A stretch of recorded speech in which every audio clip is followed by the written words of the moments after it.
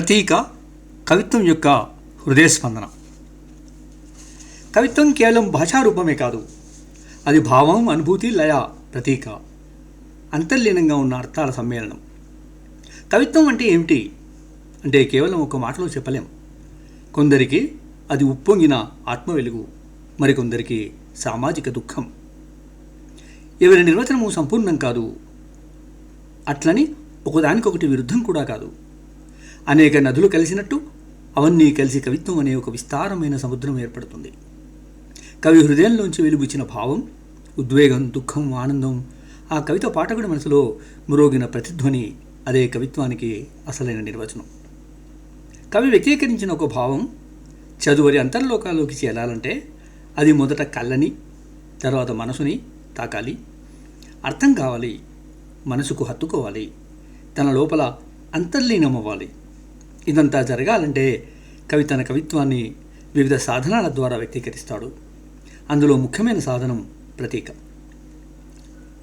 ఆ ప్రతీక దృశ్యరూపణ అనేది కవిత్వంలోని అత్యంత కీలకమైన కళాత్మక సాధనం. దానికి పాఠకుడు ముందు ప్రపంచాన్ని ప్రత్యక్షంగా నిలబెట్టే శక్తి ఉంటుంది.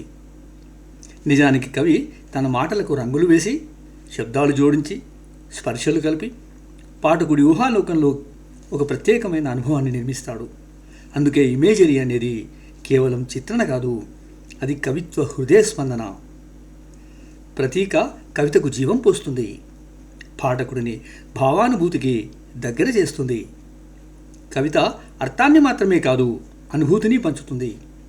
అంతేకాదు పాఠకుడిలోని ఊహాశక్తిని మేల్కొల్పుతుంది, కవిత్వాన్ని స్మరణీయంగా ఉంచుతుంది. కవిత్వం చదివిన తర్వాత మనం గుర్తుంచుకునేదే కథ కాదు, ఒక దృశ్యం, ఒక భావం, ఒక రంగు, ఒక శబ్దం. ఇవన్నీ ప్రతీకల వల్లే సాధ్యమవుతుంది. కవిత్వం ప్రాథమిక లక్ష్యం భావాలను, అనుభూతులను, జీవిత అనుభవాలను అత్యంత సున్నితమైన రూపంలో వ్యక్తపరచడమే. అయినప్పుడు ఈ భావాలు పాఠకుడి హృదయానికి చేరడానికి, వాచకుడి ఊహా ప్రపంచంలో నిలవడానికి కేవలం పదాలు మాత్రమే సరిపోవు.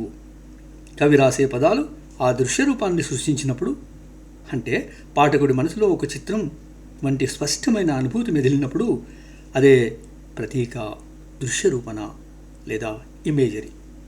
ఇది కవిత్వానికి ప్రాణభూతం, కళాత్మక రసాస్వాదనకి తొలిమెట్టు కూడా. కవితలో భావాలను మనిషి లోపలి 5 ఇంద్రియాల ద్వారా అనుభవించినట్టు చేసే స్పష్టమైన సాధనం ఈ ప్రతీక. అది పాఠకుడి ఊహాశక్తిని రెచ్చగొట్టే వర్ణన.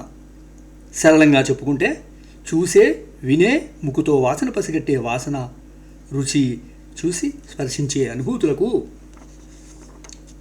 పాఠకుని కలిగించే భావననే ప్రతీక అంటారు.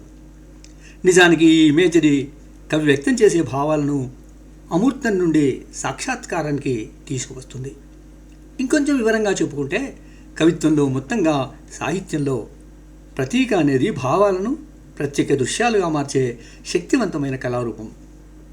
ప్రకృతిని వర్ణించిన, సంఘటనను చెప్పిన, ఒక వేదనను వెరేకెత్తించిన కవి పాఠకుడికి చూపించడం లక్ష్యంగా పెట్టుకుంటాడు.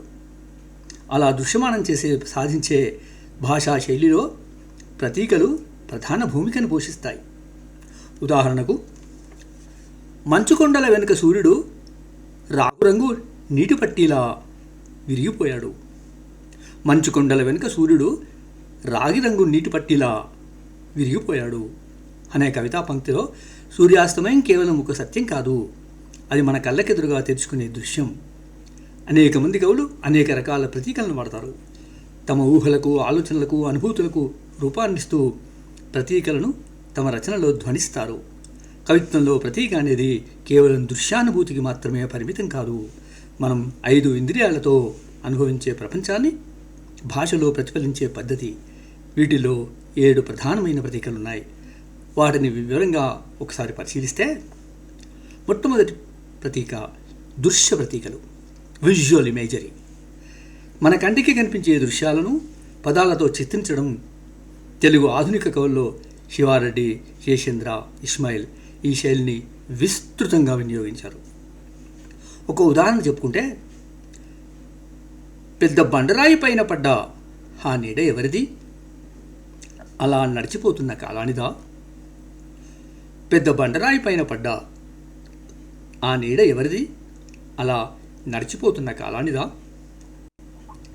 ఇంటి ముందు వేప చెట్టు స్కూలు రోజుల్లో ఉదయాన్నే గుడ్ మార్నింగ్, సాయంత్రం గుడ్ ఈవినింగ్, రాత్రి గుడ్ నైట్ చెప్పి తాను నిద్రపోయేది. ప్రతీకల్లో రెండవది శ్రవణ అనుభూతి, ఆడిటరీ ఇమేజరీ. మన చుట్టూరా వినబడే శబ్దాల్ని, స్వరాల్ని, నినాదాల్ని కవితల్లో వర్ణించడం. ఉదాహరణ కోసం చూస్తే వానజల్లులలో పిల్లల నవ్వులు తట్టు తట్టు అంటూ పలికాయి. మరో కవి ఇట్లా అంటున్నాడు: గది నిండా నిశ్శబ్దం, మది నిండా మౌనం. గది నిండా నిశ్శబ్దం, మది నిండా మౌనం, అందులో నీ పేరు ధ్వనిస్తోంది. మరో కవి శ్రవణ ప్రతీకలను ఇట్లా వాడాడు: అట్లా చూస్తూ చూస్తూ ఉండగానే కళ్ళు చెమర్చాయి, కన్నీటిలో ముంచిన అక్షరాల్ని కాగితంపై నాటుతూ పోయాను. పచ్చని పైరు మొలకెత్తింది, కాగితం పరవశించింది, వాక్యం నృత్యం చేసింది. ఇక్కడ కాగితం పరవశించడం, వాక్యం నృత్యం చేయడం శ్రవణ ప్రతీకలే. ఇక మూడవ రకం ప్రతీక స్పర్శానుభూతి, టాక్టైల్ ఇమేజరీ. ఇది చలితో, వేడితో, మృదుత్వంతో లేదా ఏదైనా స్పర్శతో కలిగే భావన. ఉదాహరణగా చూసుకుంటే గాలి విసురుగా తాకింది, చెట్టు గజగజ వణికింది. గాలి విసురుగా తాకింది, చెట్టు గజగజ వణికింది. నా మనసు విలవిలలాడింది, నా మనసు విలవిలలాడింది. ఇక నాలుగవ రకం ప్రతీకం చూసుకుంటే అది వాసన లేదా సువాసన అనుభూతి, ఆల్ఫాక్టరీ ఇమేజరీ. కవితల్లో గుబాలించే పూల వాసన, నేల వాసన, వంటింటి వాసన మొదలైనవన్నీ దీనికి దిగొస్తాయి. ఉదాహరణగా చెప్పుకుంటే మొదటి వర్షపు చినుకుల్లో మట్టి మురిపం వాసన. మరోటి అందమైన ఒక గుబాలింపు మొక్క గుర్తుపెట్టుకుంటుంది, మనమే మర్చిపోతాం. పక్కింట్లో కొత్త జంట ఎడమొహం పెడమొహం, ఇద్దరి నడుమ ఓ సుగంధపు అగరొత్తి వెలిగించాలి. ఐదవ రకం ప్రతీక రుచుల అనుభూతి, గస్టటరీ ఇమేజరీ. తీపి, పులుపు, చేదు ఇలాంటి రుచుల ఆధారంగా రాసిన కవితలు. ఉదాహరణగా చెప్పుకుంటే పండిన మామిడి తీపి పెదవులపై కరిగిపోయింది, చిగురుటాకుల పచ్చివాసన గాలిలో నిండిపోయింది. పాత జ్ఞాపకం గుర్తు రావడంతో అతని హృదయం ఒక్కసారిగా బిగుసుకుంది. ఊపిరాడని దాహం, ఆకాశంలో మేఘం పేలింది, నేల ఫక్కున నవ్వింది. ఇక ఆరవ రకం ప్రతీక చలనం లేదా చలనశక్తి, కైనెస్థెటిక్ ఇమేజరీ. కవులు తమ రచనలో ఆటలు, పరుగులు, కదలికలు లేదా వేగం లాంటివి ఉపయోగించడం సర్వసాధారణం. ఈ ప్రతీక కింద ఉదాహరణ చూసుకుంటే గాలిని చీల్చుకుంటూ చిన్న పాప పరిగెత్తింది, గాలిని చీల్చుకుంటూ చిన్న పాప పరిగెత్తింది. ఇంకొన్ని ఉదాహరణని ఉటంకిస్తాను. పచ్చీసు అష్టాచెమ్మ, చారుపత్తా ఒనగుంటలు. పచ్చీసు అష్టాచెమ్మ, చారుపత్తా ఒనగుంటలు. ఓటీటీ సిక్సర్ కొట్టింది. బతుకు ప్రయాణంలో ఎందరో స్నేహితులు ఎవరి స్టేషన్లో వాళ్ళు దిగిపోయారు. ఇక ఏడవ రకం ప్రతీకను తీసుకుంటే అది అంతర్గత భావాల ప్రతీక, ఆర్గానిక్ ఇమేజరీ అంటారు.